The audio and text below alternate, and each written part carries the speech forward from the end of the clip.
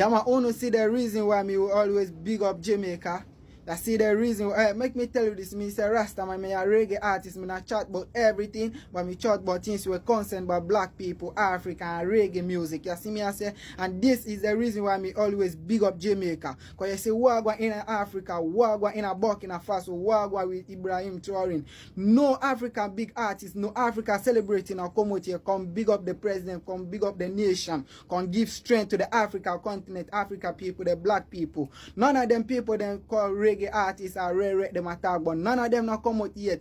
But Jamaica people will still have big up Africa. Me see you see them but to run one letter give the president.